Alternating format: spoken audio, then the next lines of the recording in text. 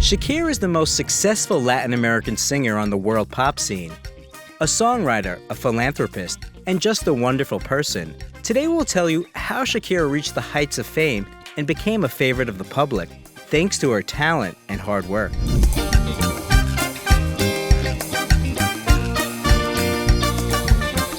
Shakira, how the Colombian pop diva lives and how she spends her millions. Shakira Isabel Mebarak Ripoll was born on February 2, 1977, in the Colombian city of Barranquilla into a wealthy family. The future pop diva's father, William, is Lebanese, and her mother, Nydia, has Spanish and Italian roots. The future star is the only child in the family, but she has 8 half-brothers and sisters from her father's previous marriages.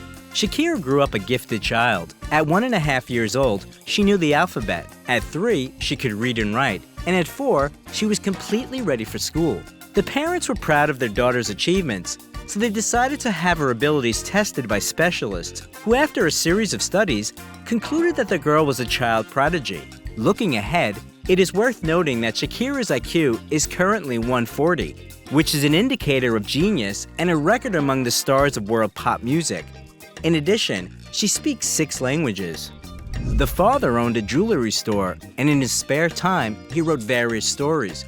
He passed down his talent to Shakira, and at 4, she wrote her first poem. And at 7, she asked her parents to buy her a typewriter. Many of the girl's works form the basis of the now famous tracks. She was also fond of painting, so her parents predicted that their daughter would either become a great writer or an artist, but they were wrong. One day, 4-year-old Shakira found herself with her father in an ethnic restaurant, where a dancer performed a belly dance to Oriental motifs. The girl was so impressed by what she saw that she climbed onto the table and started repeating the moves, which caused a round of applause among the guests. Having received incredible pleasure from public attention, she decided she would become a performer. Shakira studied at a Catholic school, and as early as elementary school, took part in creative activities. At the same time, the girl enrolled in the school choir, although she didn't attend it for long, since the choir conductor once said that her singing was like the bleating of a goat. Fortunately, Shakira didn't give up and began to practice singing and dancing with even greater enthusiasm. At 8, the girl wrote the first song, Tus gafas oscuras, Your Dark Glasses, and dedicated it to her father, who wore dark glasses for years to hide his grief over his eldest son's death. It is worth noting that William is a wonderful father who spares neither time nor money for raising his children. However, for Shakira to learn to appreciate what she had, the man once took her to a local park to show how orphans live there. What she saw remained in her memory forever, and she decided that when she became famous, she would help those in need. She kept her word, but more on that later. At 10, Shakira won her first talent show, after which she started getting invites to various events in her hometown, where she earned initial public recognition. At one of the competitions, theater producer Monica Ariza spotted her and decided to promote the young talent. Monica organized auditions for the girl, and one of them was a success. The Colombian division of Sony Music signed a contract with 13-year-old Shakira. The singer's debut album, titled Magia, was released in 1991 and consisted of 9 songs written by Shakira. Even though the album was not commercially successful, the singer gained popularity at home. At that time, the young girl fell in love for the first time. Her partner was a neighborhood boy, Oscar Prado, but after several years, the feelings gradually died down. In February 1993, Shakira represented Colombia at a music festival in Chile, where she took 3rd place. Interestingly, one of the judges was 20-year-old Ricky Martin, who gave his vote to the girl.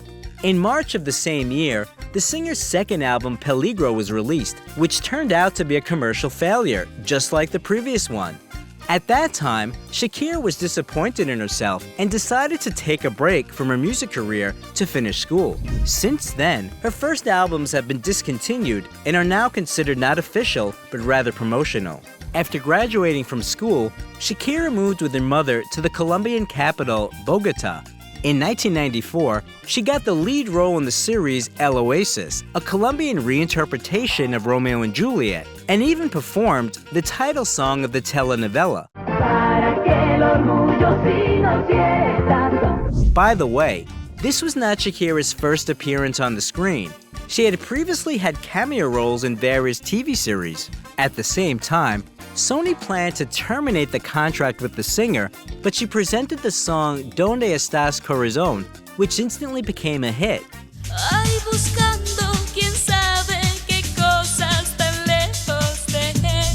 And after that, Sony decided to give Shakira another chance and finance her third album, Pies Descalzos, which was released in 1995 in Latin America and a year later in the USA.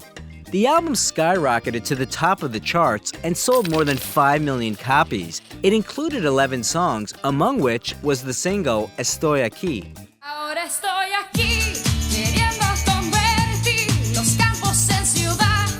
In 1996, the singer went on an international tour and became the first Colombian to conquer the world. In the same year, Shakira received awards in the categories Album of the Year, Video of the Year, and the Best New Artist at the Billboard Latin Music Awards. In 1997, it became known that the singer was dating actor Osvaldo Rios. The lovers hid their relationship and practically didn't appear together in public.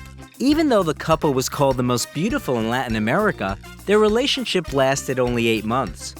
Interestingly, at that time, Shakira was offered the role of Elena in The Mask of Zorro, which she refused, thinking she didn't speak English well enough. As a result, the role went to actress Catherine Zeta-Jones. In 1998, the singer's fourth album, Donde Están los Ladrones, was released, the title of which translates to Where Are the Thieves? Shakira came up with it after an incident at an airport when unknown people stole most of her belongings, including new song lyrics, which forced her to start working on the album from scratch. The album reached number 131 on the Billboard 200 chart and held first place in the US Latin Albums chart for 11 weeks. Among the 11 compositions, the song Ciega, Sordomuda was the most popular, especially among girls who started imitating Shakira's style by braiding their hair just like her.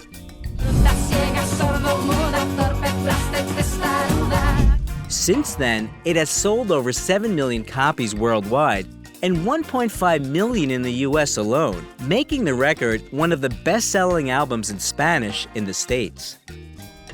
In 1999, Shakira was nominated for a Grammy for the first time in the category Best Latin Rock or Alternative Album, and also the MTV Video Music Award in the category Favorite International Artist for the song Ojos Así, which she won.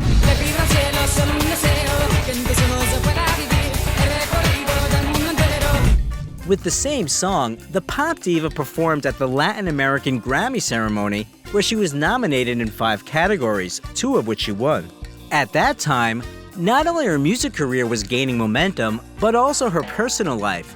In 2000, Shakira began dating lawyer Antonio de la Rua, the son of the then president of Argentina. He became not only the singer's lover, but also her business manager. In 2001, Shakira released a live album recorded during her performance on MTV Unplugged, which sold 5 million copies.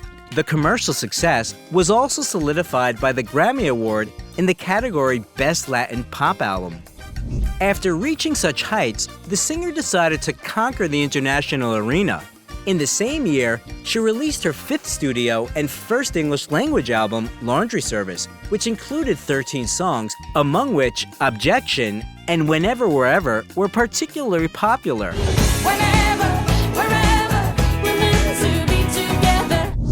The latter reached 6th place on the Hot 100 in the USA and not only made Shakira famous all over the world, but also became her signature song.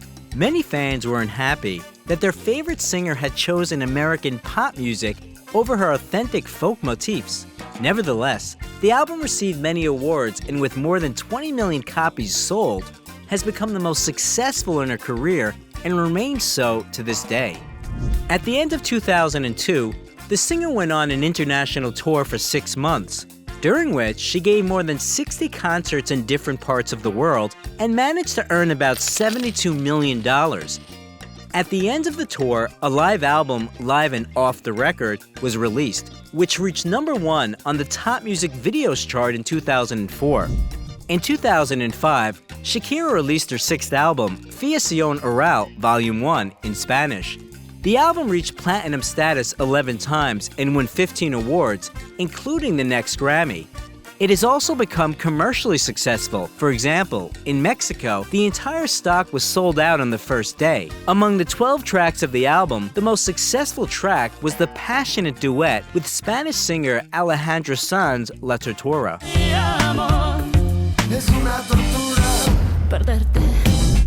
In the same year, the singer's seventh album, Oral Fixation, Volume 2, came out, a continuation of the previous one, which included songs only in English. The album failed to achieve great success in the US, but the single Hips Don't Lie, featuring Wyclef Jean, was a smash hit, becoming the best-selling single in the last 10 years. Oh, baby, when you talk like that, you make a woman go mad. In 2006, Shakira went on to a concert tour that lasted more than a year and became the longest and most expensive in her career. The singer gave 116 concerts in 37 countries around the world. In 2007, the artist recorded a duet with Beyoncé, Beautiful Liar, which set a Billboard Hot 100 chart record. The single skyrocketed from 94th to 3rd place, which at that time was the biggest climb in the chart's history.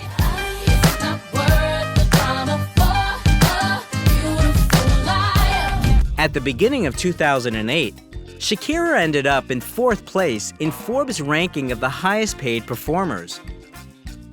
A few months later, she signed a 10-year contract for $300 million with Live Nation, the largest concert organizer. The following year, Shakira starred in the TV series Ugly Betty, where she played herself. She also released her 8th studio album, She-Wolf, in which the single with the same name reached the top of the Latin American charts and achieved worldwide success.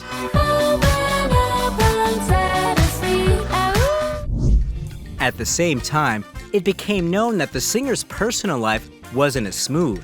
And after 11 years of being in a relationship with Antonio, they broke up by mutual consent. During this whole time, the couple wasn't officially married. In many interviews, the girl has repeatedly stated that a piece of paper is not important to her. However, according to some reports, Shakira wasn't satisfied with the marriage contract, which her lover's father demanded her to sign. The concerns were not unfounded, because a few years after the breakup, Antonio sued the singer with a demand to pay $100 million compensation for his contribution to her music career. Fortunately, the court rejected the claim of the pop diva's ex-boyfriend.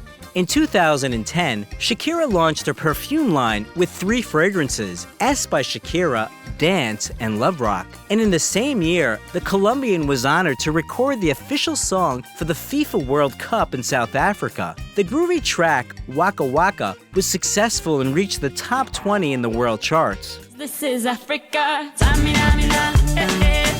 waka, On the set of the video, the girl met the Barcelona defender Gerard Piqué, who fell in love with her. They were able to see each other for the second time only during a festive dinner in honor of the winning team. Piqué admitted that he won the championship not only for the title, but also for the sake of seeing the pop diva again. That's when the relationship started, but it became public only a year later. Interestingly, the lovers were born on the same day. Only Shakira is 10 years older than her partner. In the fall of 2010, the singer presented her 9th studio album, Sale el Sol, after which she went on an international tour. The song Loca was received the best by the fans. and I'm crazy, but you make it. Loca, loca, loca.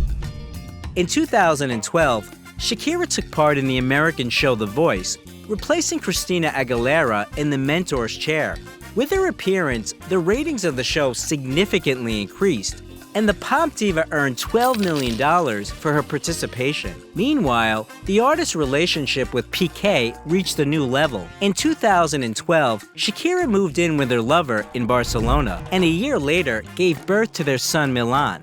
Family life made changes to the singer's music career. Due to the birth of a child, the release of her 10th album, Shakira, on which she began working in 2011, was postponed to 2014. One of the album's songs was reworked for the FIFA World Cup. and the track La La La, performed together with Carlina Brown, became the second anthem of the World Cup. How dare you? In 2015, Shakira gave birth to her second son, Sasha, and the following year, she voiced the gazelle in the cartoon Zootopia. Initially, her character looked a little different, but at Shakira's request, the gazelle's hips were enlarged. In 2017, the singer's 11th album, El Dorado, was released, the main hit of which was the track Chantaje, featuring Colombian singer Maluma.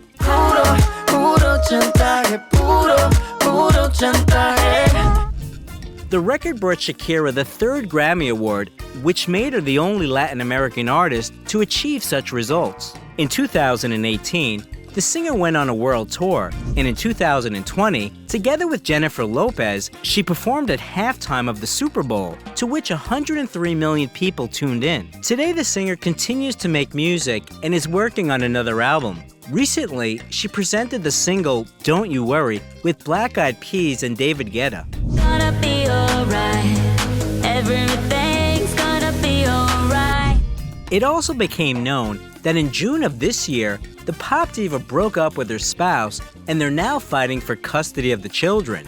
According to some reports, the reason was the numerous infidelities of the soccer player. Soon, Shakira plans to return to the USA.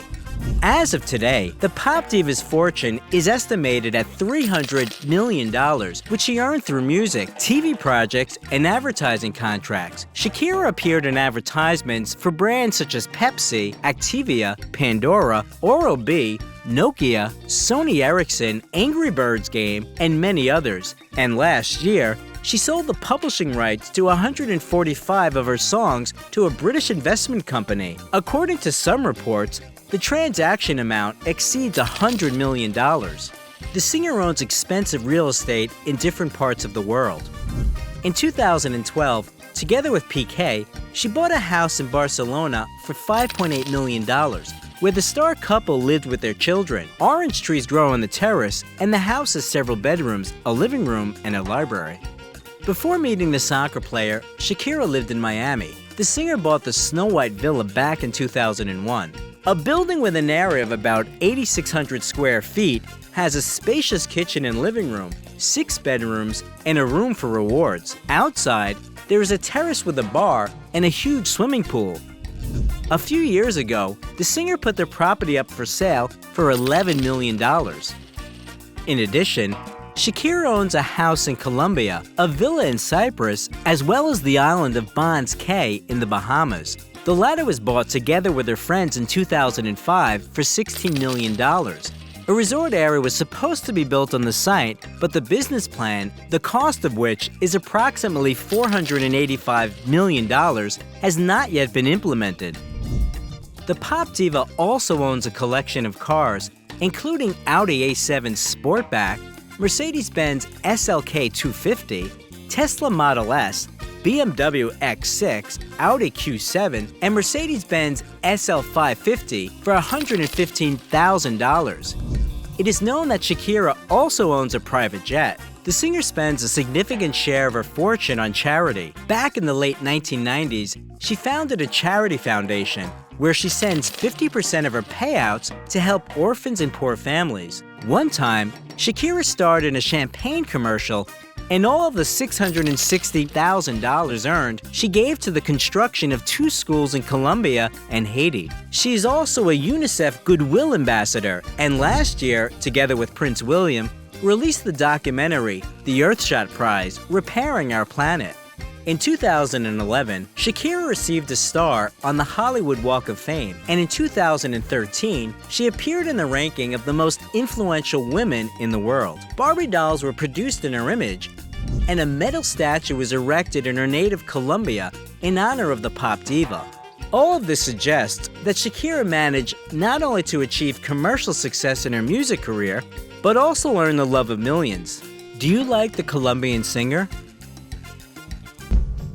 How Mel Gibson lives and what happened to him. Mel Columkill Gerard Gibson was born on January 3, 1956 in suburban New York. He was the 6th child in his Irish Catholic family. The boy was named after Saint Mel and Saint Columcille, who is venerated as one of the 12 disciples in Ireland. His parents, Patricia and Hatton Gibson, were ordinary, deeply religious people. They saw the meaning of life in their children, thus the family turned out to be quite large. They had 11 children in total. It seems that the great future of Mel was genetically determined because his paternal grandmother was an Australian opera star and his grandfather was a millionaire. He owned a successful tobacco business in the American South. The second ingredient in the formula of success was his parents' boundless love and care. They did everything they could to support the children. However, the family couldn't be called well off. The father was a conductor on the New York Central Railroad, where he sustained occupational injury. Having a high IQ and iron will, Hutton sued his former employer and got a substantial compensation of $145,000. Moreover, his sharp mind allowed him to win $21,000 in an international game show, and this money was very useful when the USA was about to enter a large-scale war conflict in Vietnam. The head of the family didn't want to risk the lives of their children, who would be eligible to be drafted for service to fight in a war, and he decided to move his family to Australia. Mel successfully graduated high school and got a parallel religious education, dreaming to become a journalist. But his sister helped him a lot to choose his future vocation. She knew that her brother was very artistic and liked to prank people, so she applied to Sydney National Institute of Dramatic Art on his behalf. Gibson himself was not very eager to go there. The day before the audition, he got very drunk and had a fight, and because of that, he didn't look very well. Fortunately, the commission liked this rough look, and he started his studies, living with his friends in Sydney. Among these friends was future Oscar winner Geoffrey Rush. While still a student, Mel appeared in his first movie, Summer City. This way, he earned only $400. Right after graduation, he started to receive offers for roles in movies, as well as an invitation to join the National Theatre Company. His first steps in this field brought him success. Almost simultaneously, 2 movies hit the theaters: critically acclaimed movie Tim and a cult dystopian movie Mad Max, directed by George Miller. It'll take you 10 minutes to hack through it with this. Now, if you're lucky, you can hack through your ankle in 5 minutes. Go. The Grim Road movie brought fame to the aspiring actor, and he earned 15,000 Australian dollars for that role, and eventually, Mad Max turned out to be the most successful Australian movie, grossing over $100 million worldwide. At first, the young actor didn't expect to get the lead role because he showed up to the audition after another fight. His face was swollen because of the bruises and abrasions. That's why he was advised to come back a few weeks later to try to get a role as one of the bandits. After getting himself together, Mel came back to the audition, and they offered him to try out the role of Max. No one realized that this handsome young man was there before, hungover and beaten. Fate gave Mel one gift after another, and this time he got lucky in his personal life. He met a charming dentist's assistant, Robin Moore. The couple met in Adelaide. The actor came there touring with the theater, but there's also an alternative version, according to which they met with the help of a dating agency. Perhaps he had to use the services of the professional matchmakers because as a young man, Gibson suffered from an inferiority complex. He had a lot of fleeting relationships, he fought a lot, he drank a lot, and he got in all kinds of trouble. After another fight, Mel was on the verge of death, and that was the reason for him to turn his life around. In 1980, Mel and Robin got married. The marriage was very solid. It lasted for almost 30 years. They had 7 children, 5 sons, and 2 daughters. Getting a reliable refuge in his wife, Gibson proceeded to conquer the screens. In 1981, he starred in Miller's Mad Max 2: The Road Warrior. 2 days ago, I saw a vehicle that had hauled that tanker. You want to get out of here? You talk to me. The movie was received well by the audience and praised by the critics. It was mentioned as one of the best movies of that year. Mel earned $120,000 for the shooting. At the same time, he appeared in several successful movies. A war drama Gallipoli about the hardships of the First World War, for which Gibson earned 35,000 Australian dollars, and Attack Force Z, an action film about the Second World War, which brought the actor 1,000 Australian dollars, and a romantic drama film called The Year of Living Dangerously, in which he starred with Sigourney Weaver. In the next couple of years, Gibson rocked Hollywood like a hurricane. He starred in one top-notch film after another. In 1984, an adventure drama, The Bounty, came out. Then the actor starred in the drama film called The River, which he got nominated for several Oscars, and a drama film called Mrs. Soffel. The popularity of the actor brought him a $1 million contract with a Japanese brewery called Asahi. According to the contract, the actor was obligated to regularly appear in public with a beer can. Gibson was thoroughly fulfilling the obligation, drinking around 8 cans of beer a day in a row, and when advised to replace beer with tea or water, he refused. Probably that contract backfired at Gibson because during this time he lost his driver's license for 3 months and got a $400 fine for drunk driving. In 1985, the third Mad Max movie was released. This was the last time Gibson played that role. Mad Max Beyond Thunderdome was spectacular and action-packed, and Mel got 1.2 million Australian dollars for the role. Wow. If you find him, what then? I'll ask him to return what's mine. Oh, and of course he'll be desperate to clear his conscience. He will be. You that good? Mm-hmm. He finally established his presence on the Hollywood Olympus by playing the lead role in the cult classic action movie Lethal Weapon in 1987. $100,000. $100,000.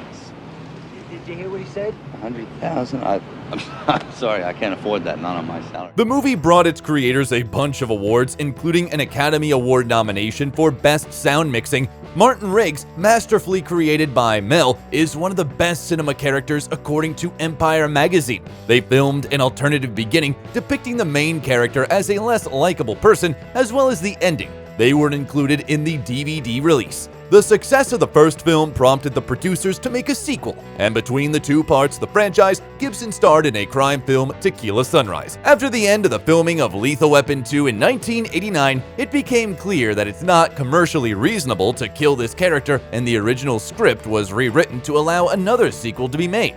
There are 4 movies in the franchise in total. And Riggs, one more thing. What? You know what that says? Yeah. Same thing as that, but I don't give a... Mel had to refuse the role of Batman to be able to star in the sequel. However, the magnificent performance in the first film gave Gibson the opportunity to fulfill the dream of any actor to play Hamlet in the film adaptation of Shakespeare's tragedy. The scene of Riggs' suicide attempt left director Franco Zeffirelli speechless, and he wanted only Mel to play the lead role. None of the major film companies wanted to fund the adaptation, so Gibson had to create his own company to begin the filming. This is how Icon Production was created. It introduced more than 20 movies. As a logo, Mel Gibson used a fragment of the Virgin of Vladimir icon. This made Mel Gibson very busy in the 90s. He starred in Bird on a Wire, Forever Young, and the action movie Air America. He got paid $7 million for the latter. In 1992, the fans saw the next movie about Martin Riggs. The third Lethal Weapon was a massive box office success and made Gibson richer by $10 million. Then, the American Western comedy Maverick thundered at the box offices, and Mel received even more money for it, $15 million. I might have said a gutless cheat, but never a coward. Cheat! Never call a man a coward. I was teasing. Teasing! Oh. I don't like being teased. Besides, the ambitious Australian man tried his hand at directing. He filmed his first movie and played the lead role in it, The Man Without a Face. Despite the hopes, was not successful, which can't be said about Gibson's next movie. The epic historical war drama about Scotland's struggle for freedom, Braveheart, blew up the screen.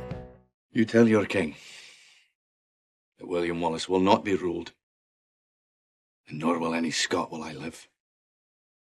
The proof of the appreciation were 10 Oscar nominations. The movie won 5 of them, including one to Mel Gibson himself for Best Director. He also won a Golden Globe for Best Director. The story of the film creation is full of fun facts. For example, Mel's character is only 20 years old according to the script, and the actor himself was 38 at the time of the filming. Initially, the movie was supposed to be much more gruesome, but they cut out controversial scenes from the film to lower the age rating. The animal rights activists had some issues with the movie because they didn't believe that no horses was harmed during the filming. Gibson managed to get out of the scandal. He proved that some horses were mechanical. In 2000, in a special auction, the sword that was used by Gibson during the filming was sold for $170,000. In 1995, Mel tried his hand at animation. He took part in voice acting in 2 projects, Casper and Pocahontas. Right after that, Gibson starred in 2 thriller movies for which he got $20 million, Ransom and Conspiracy Theory. In 1998, Lethal Weapon 4 was released. Mel broke his personal record again and got $25 million for the role.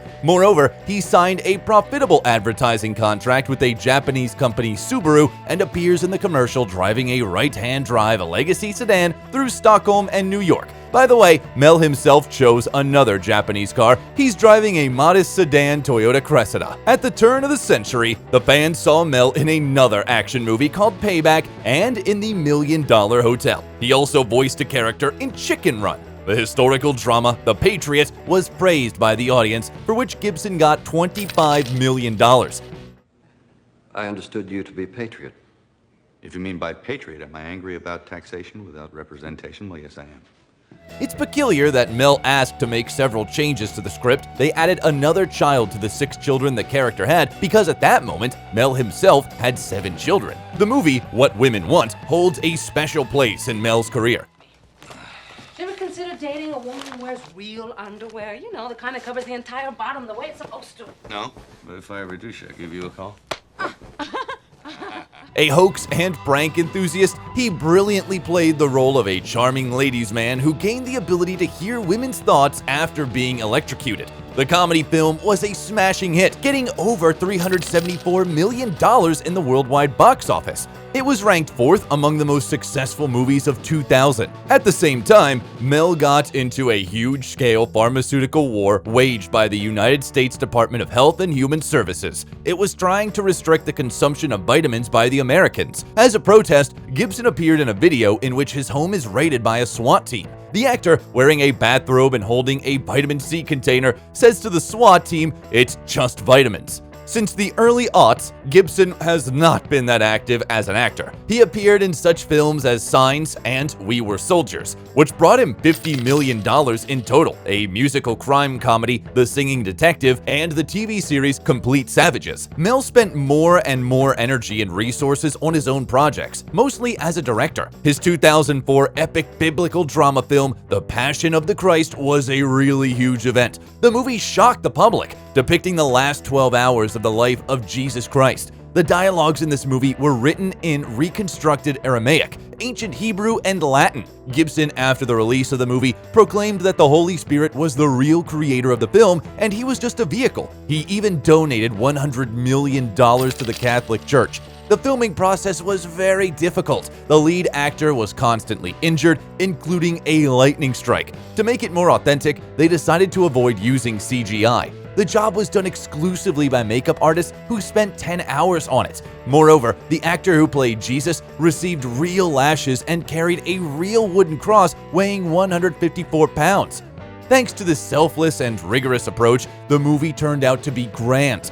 The whole society was shocked, including Pope John Paul II, who praised the movie, and Gibson's daughter Hannah was so impressed that she even expressed a desire to take the veil and become a nun. The phenomenal box office receipts of the movie was no surprise. It earned $609 million worldwide. Because of that, it is still in the top 10 of the highest grossing R-rated movies. After the filming, Mel decided to buy the lush green Mago Island in Fiji archipelago measuring 8 square miles for $15 million. He said he plans on preserving the island's original condition for recreation, and he remains true to his words. The satellite images show only dirt airstrip, Mel Gibson's mansion in the northern part of the island, and houses of locals who are paid by the actor.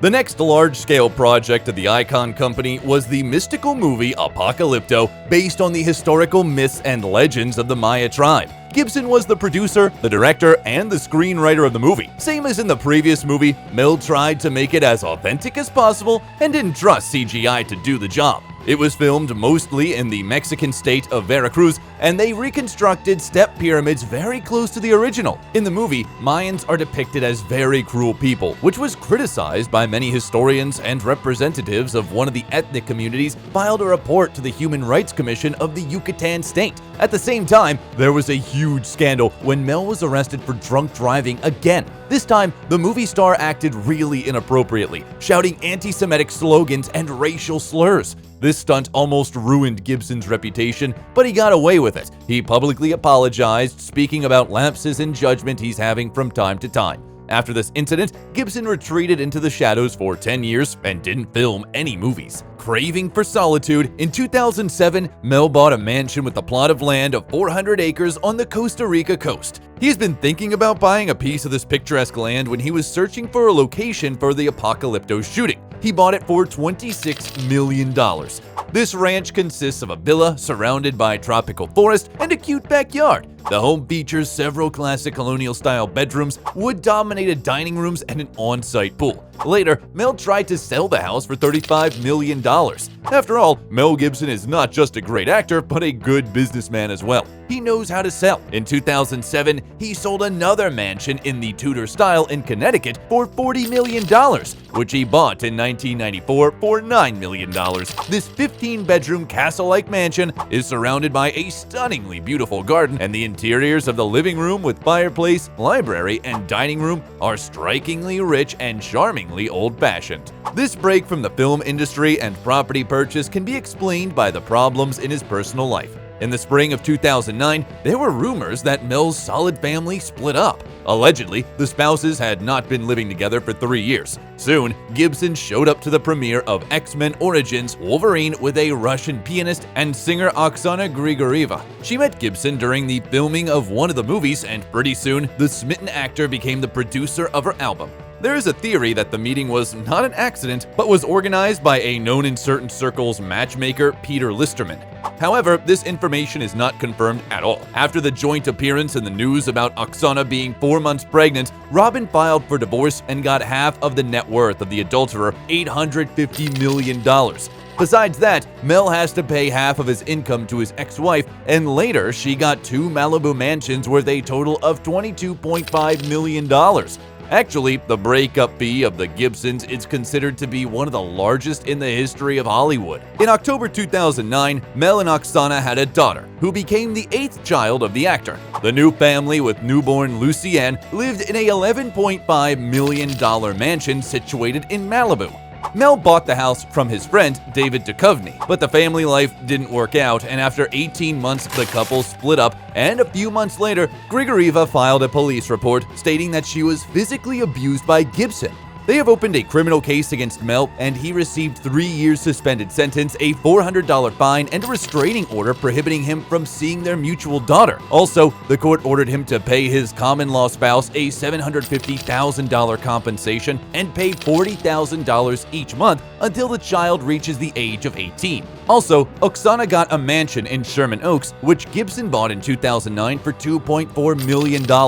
The court ordered Mel to pay maintenance costs as well, but the woman wanted more, so she posted on social media a recorded phone call between her and Mel, during which he used racial slurs. This almost cost the actor his career and reputation. Many people turned against him, but not Jodie Foster, Robert Downey Jr., Robert Rodriguez, and Sylvester Stallone. They helped out the actor. Thanks to Rodriguez and Stallone, he managed to appear in such movies as Machete Kills, where he played a villain for the first time, and The Expendables 3. He thinks I'm joking. I'm not joking. You should see me when I'm angry. You'd be very impressed, then very dead. As a result of the loud scandal, the filming of the action movie Get the Gringo was delayed, and the premiere of the eccentric drama The Beaver was cancelled. It was planned to premiere in December 2010, considering the Oscar nominations, but it was released only in May 2011. The premiere was a flop. The movie failed at the box office. To top it all off, in 2010, the actor got into a car accident. He crashed his Maserati car against a rock cliff on one of the Malibu roads. Fortunately, Gibson was not harmed, which can't be said about the car.